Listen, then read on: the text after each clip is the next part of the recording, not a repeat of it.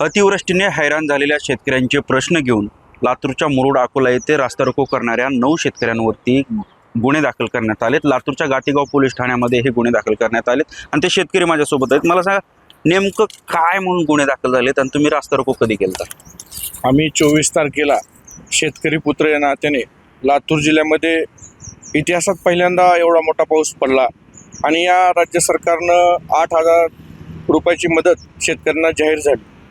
ऑगस्टची मदत 8,000 जाहीर केल्यामुळं सरकारनं तुटपुंजी मदत केली म्हणून आम्ही मुरुड अकोला या ठिकाणी संबंध शेतकऱ्याच्या परिवारातील युवक आम्ही शेतकरी पुत्र एकत्र येऊन मुरुड अकोला या ठिकाणी रस्ता रोकोचं आंदोलन केलं। सरकारचं लक्ष या शेतकऱ्याचे व्यथा सरकारपर्यंत मांडण्यासाठी आता isakal.com आहे देशातील नंबर 1 ची मराठी न्यूज वेबसाईट। प्रत्येक अपडेटसाठी isakal.com ला नक्की भेट द्या। आम्ही या ठिकाणी मुरुड अकोला या ठिकाणी शेतकरी पुत्रांनी आंदोलन केलं। त्यानंतर आम्हाला त्या ठिकाणचे PSI यांनी केंद्रे साहेब होते, त्यांनी त्यावेळेस आम्हाला म्हणले की तुम्ही आंदोलन केलं, तुम्हाला आम्ही सहकार्य करतो। आम्ही पूर्ण रस्ताही त्या ठिकाणी अडवला नव्हता, एक रस्ता चालू होता आणि प्रशासनाला आम्हीही सहकार्य केलं। फक्त आमचा उद्देश एकच होता की सध्याच्या या अतिवृष्टीनं हैराण झालेल्या शेतकऱ्यातील डोळ्यातलं पाणी सरकारनंही वाहून गेलेलं स्वप्न शेतकऱ्याचं लक्षात यावं या दृष्टीने फक्त आम्ही शेतकरी पुत्र एकत्र येऊन आम्ही छोटंसं त्या ठिकाणी आंदोलन केलं। सरकारचं लक्ष वेधणे आणि शेतकऱ्यांना न्याय भेटावा, सर्वसामान्य शेतकरी जो हवा। किती लोकांवर गुन्हे दाखल आहेत? तुम्ही काय परमिशन वगैरे घेतली होती पोलिसांची?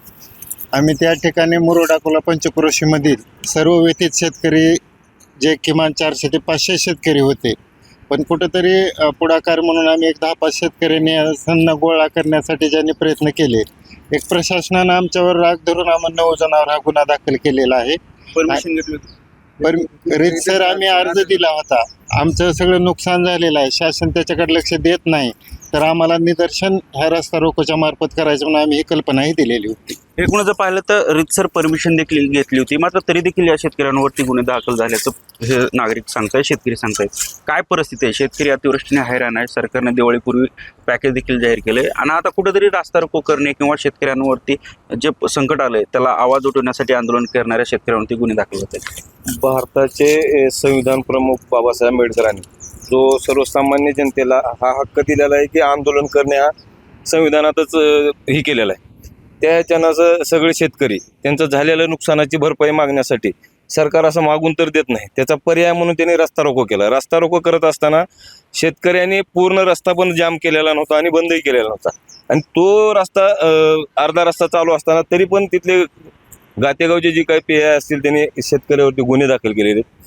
आज गुन्हे दाखल केला आमचं तुम्हाला शेतकरी संघटनेच्या माध्यमातून तुम्हाला सांगणं आहे, मी भारतीय किसान युनियनचा मराठवाडा अध्यक्ष यांना त्यांना सांगतो की आज शेतकऱ्यांनी फक्त रस्ता रोको केला आहे आणि PSI ना सांगितलं की तुम्हाला रस्ता रोको करत असताना पूर्णही रस्ता बंद केलेला नव्हता आणि तुम्हाला परमिशन मागितलेली होती, तुम्हाला अर्जही दिलेला होता आणि एवढी व्यथा शेतकरी जर मांडत असताना जर त्यांच्यावर गुन्हे दाखल होत असतील, आज गुन्हे दाखल उद्या काय होणार नाही, उद्याच्याला भविष्यात आम्ही शेतकरी संघटनेच्या मार्फत तुम्हाला सांगू इच्छितो की आज गुन्हे दाखल तुम्ही करचाल, पण उद्या पोलीस स्टेशनपर्यंत आम्ही येऊ आणि पोलीस स्टेशनला घेराव घालून जर पोलीस स्टेशनला सुद्धा काढी लावण्याचा प्रयत्न करू जर आमच्या जर मागण्या मान्य होत नसतील, जर शेतकरी पुत्राच्या जर मागण्या मान्य होत नसतील, झालेलं जर नुकसान आहे हे तुटपुंजी आहे जी की तुमच्या घरात दिवाळी साजरी करत असताना तुम्हाला लाखावर पैसे लागतात नुसत्या फटाकड्याला, आमच्या घरच्या लेकरांच्या अन्न पुरवठा करण्यासाठी किंवा घरच्या लेकरांना जे दिवाळी सण साजरा करायचा आहे त्याच्यासाठी तुम्ही 8,000 TB हेक्टरी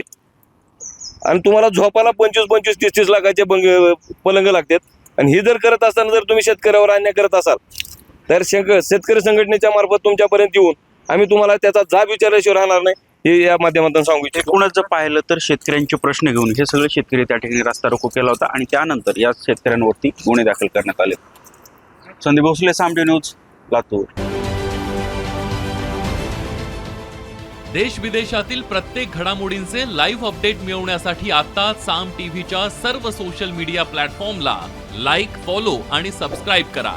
तसंच सर्व नोटिफिकेशनसाठी बेल आयकॉन प्रेस करायला विसरू नका।